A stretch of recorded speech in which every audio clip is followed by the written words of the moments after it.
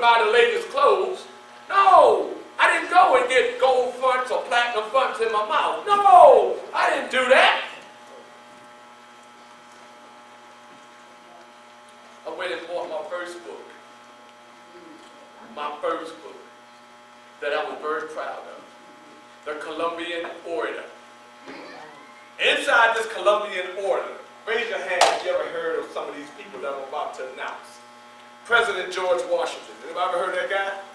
Who was he? President. What number president? 1. Number 1. And do you know this?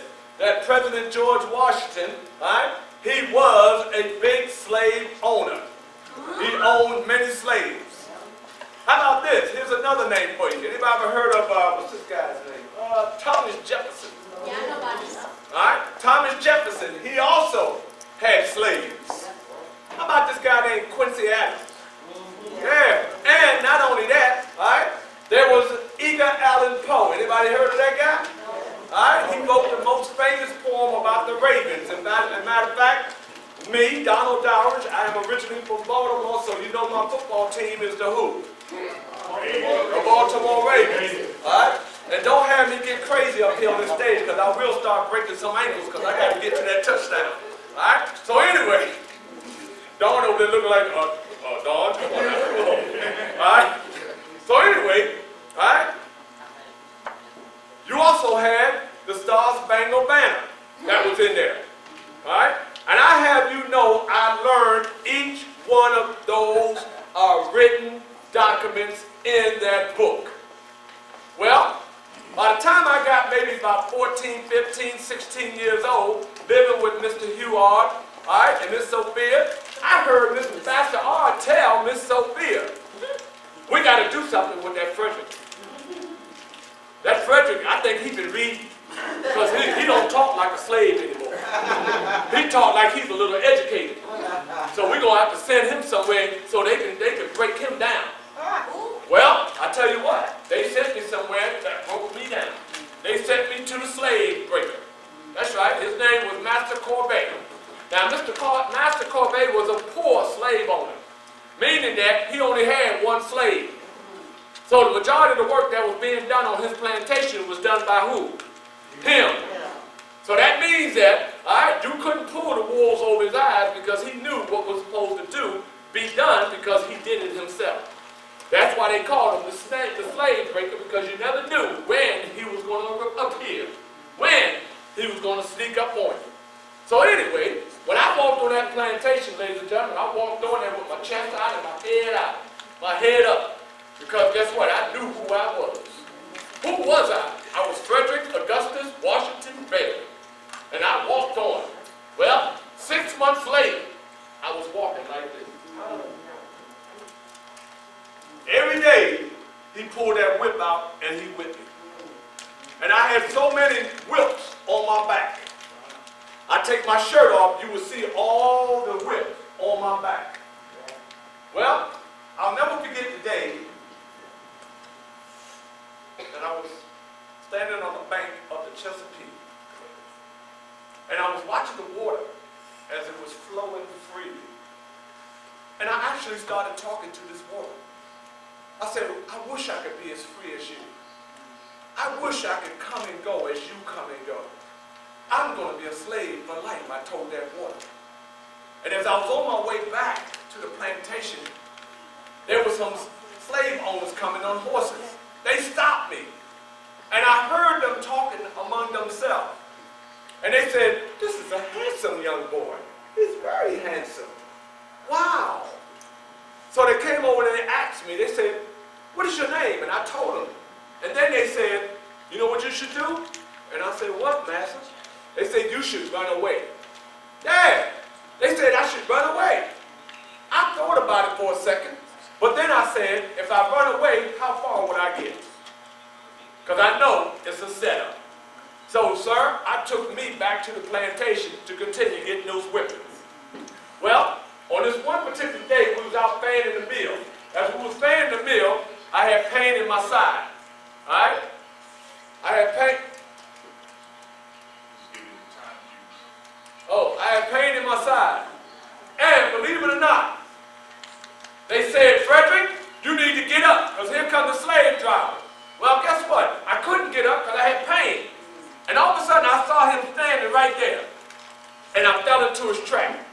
You know what he asked me? He said, Frederick, what's wrong?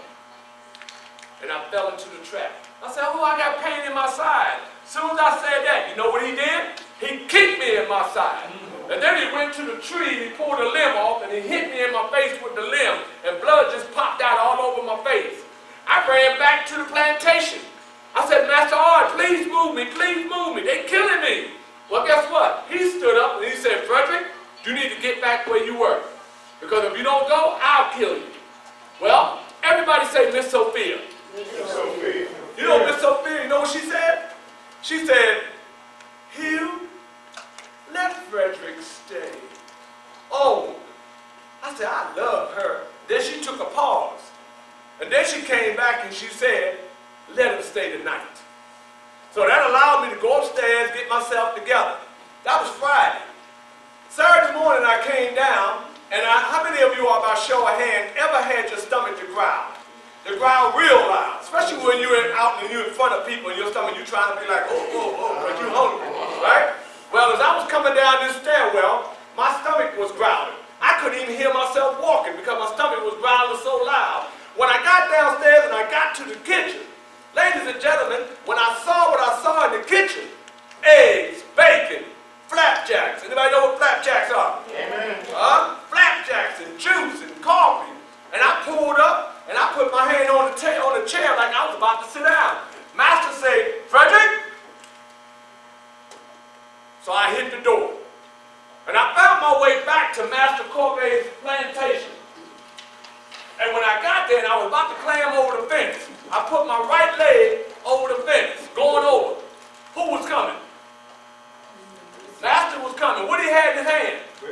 He had a whip in his hand. So you know what I did with this right leg? I took it right back and I ran off. This time, I ran into some free slaves that lived out in the woods. Well, guess what I did? They took me in. And all of a sudden, Mr. Lawson, he said, Frederick, come go with me. We went out to the woods. When we got out to the woods, he was like a dog, digging. And then he came up with a rabbit's foot. And he said, Frederick, put this in your right pocket. And I bet you that old mean master, he won't touch you again. I told Mr. Lawson, I said, Mr. Lawson, I don't believe in that superstitious stuff. I don't want that. You know what he told me?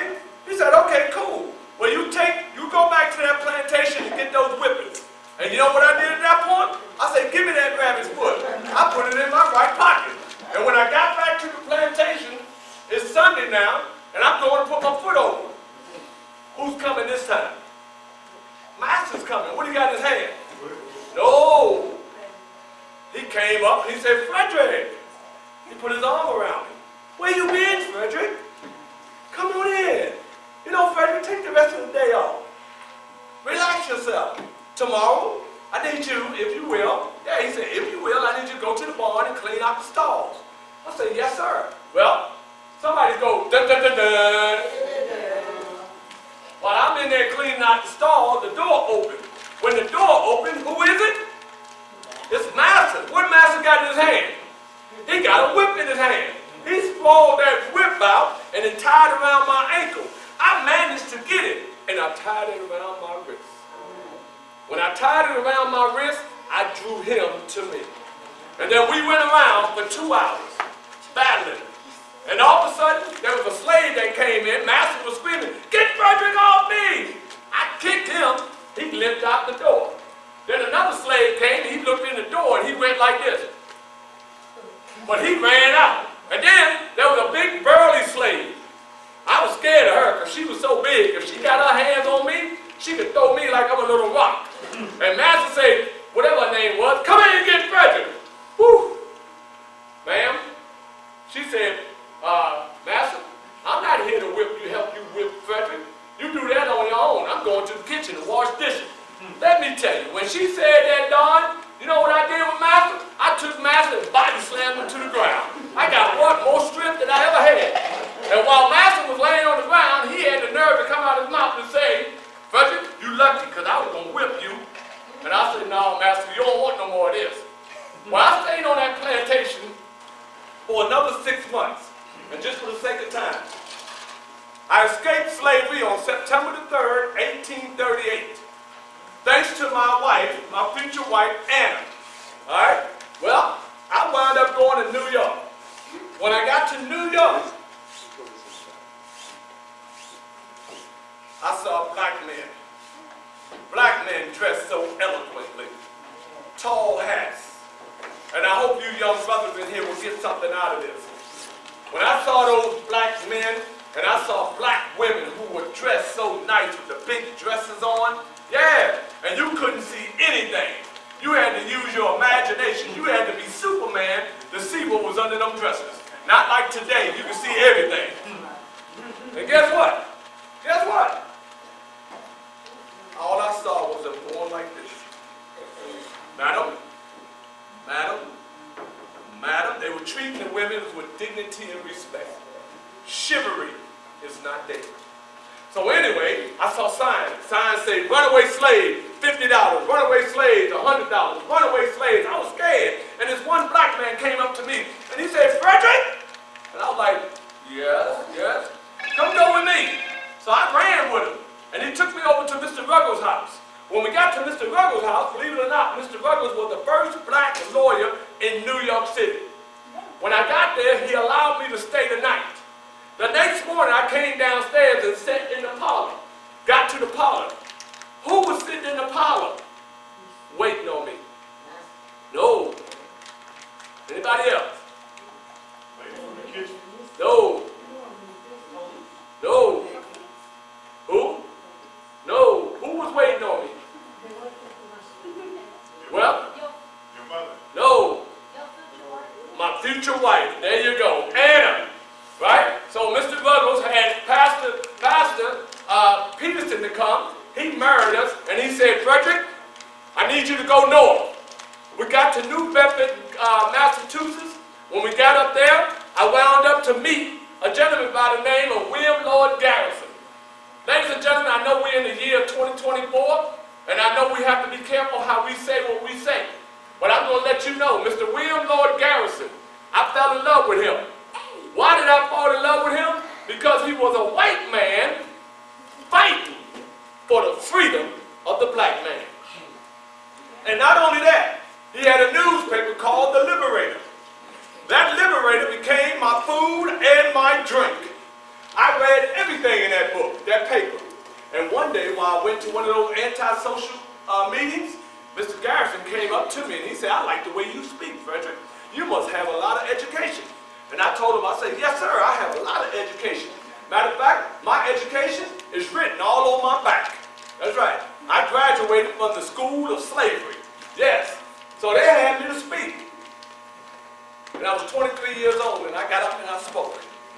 And I told them about what was going on down in the South. Would you believe that Mr. Garrison hired me to be one of his speakers? My question to you all, how much did they pay me? No. No. No. No. 10,000 a quarter. No. Go up. How much did they paid me? $20. No. For every speech, they paid me $75. I took that $75, yes you could. I took that $75 and I sent it home to my Anna because we had 4 children. And she was tending to our children. And I'll never forget this, Don. On one of my travels in Indiana, there was 10,000 people out there, all right, and I was one of the speakers. Me as a black man who was the only black speaker there. When I got up on stage, and as soon as I said, welcome, there were about 5 white men that came running on stage, and they were trying to kill me. And they beat me severely. So much so that they damaged the side of my face where my eye felt like it was about to come out the socket. But I managed to continue. And not only that, in 1845, I wrote my first book, The Narrative and Life of Frederick Douglass. When I wrote that book, they didn't believe I wrote it. So I wound up leaving and going to the UK, the United Kingdom, for 2 years. When I got over there, I met some beautiful women, Miss Richardson and Miss Candy. And you know what they did? They came to me and they said, Frederick, We sent $750 to your master Hugh Ard for your freedom. And they told me I was free. I made my way back. I know my time is wrapping, but I got to tell you about this incident. I wound up going to the White House. I was not invited to the White House. The President of the United States was no other than Abraham Lincoln. Anybody heard of him? Yes. So guess what? I stormed into the White House and I went into the Oval Office. And when I got to the Oval Office, President Abraham Lincoln asked me, he said, I heard you've been saying some things about me, Mr. Douglas. And I said, yes, I have. And he says, have a seat. The young people, this is for the young people. When I sat down, sir, when I sat down, and I noticed how my young brothers sit nowadays. I didn't sit down like this. I ain't sit down like this. I ain't sit down like this. I sat down with dignity and respect. As a gentleman, allow me.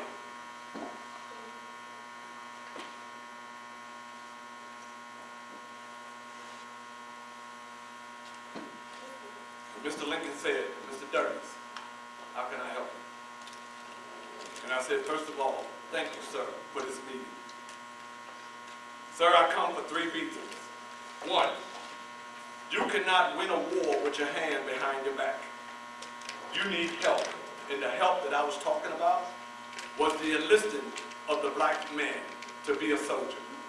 And I also said that once they are enlisted as a black soldier, once the war is over, they should be free.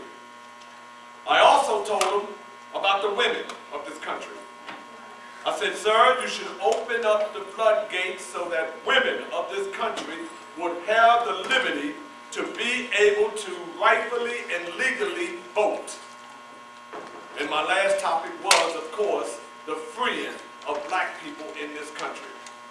Well, when I told him that, he got up from his desk and he went over to the window, opened up the shade, and he looked out. And what he saw was 100 years later. The 100 years would wound up being 1963, Washington, D.C. And he was looking at the Lincoln Memorial, where he has a statue there. And not only was he looking at the Lincoln Memorial, but he was looking down sight. And down sight there was a man, a black man, that was 5 feet 6 inches.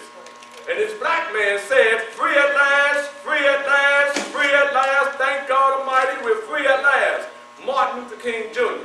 The moral of that story is, if Abraham got his way, 1963 would have been the year, 60 years ago, that blacks would have been freed in this country. To be exact, 61 years ago. Can you imagine? Well, Mr. Lincoln came back over, he shook my hand, and I left. I got outside the White House. And I stood and I turned around and my chest was out like this because I felt big. I felt big because not Barack Obama, but I was the first black man in the White House. Well, come January 1, 1863. Ladies and gentlemen, if you look at the pictures behind me of Frederick Douglass, one thing you don't see Mr. Douglass smiling. You don't see him crying. You don't see him slouching. He took these pictures for a reason. He wanted to take these pictures so that other slaves could see what their possibilities could be. Yes. Well, guess what? On January 1, we were all gathered at the church, 1863. And coming in the front door was a white soldier. He made his way up to the podium. As he got up to the podium, he went inside his jacket and he pulled out a paper. He unraveled the paper and he read, on this day, January 1, 1863, signed by the President of these United States, Abraham Lincoln. Let it be known from this day forth that all Negroes in this country are now documented as free Americans. And he rolled it up and he gave it to the pastor. I film, it's not on camera, but I broke down and I started crying. I started crying, ladies and gentlemen, because of January 1, 1863, we became free Americans. Thank you.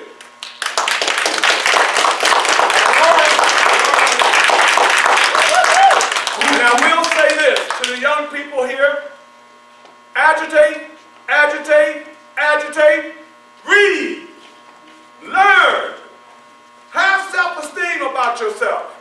Know how great you are. You are V-A-L-U-E, value. But you'll never know the value of you if you turn out following others on the wrong path.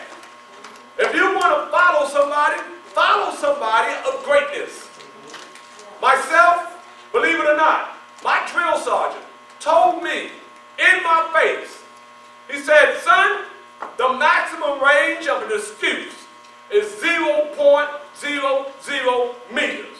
Don't live your life on an excuse as an excuse and become an excuse. If you have to have an excuse to be the greatest you that you could ever be. And ladies and gentlemen, me, I'm just going to go personal. Me, as a little ghetto boy coming out of 5 foster homes, tormented, Rikers Island at 13 years old, a gangbanger, drug addict, cocaine dealer, crack dealer. Me, yes. Once I got it together, and I retired from the United States Post Office at the age of 39 years old as the first black manager of a department. So don't tell me what you can't do if you just believe in yourself. Thank you. I love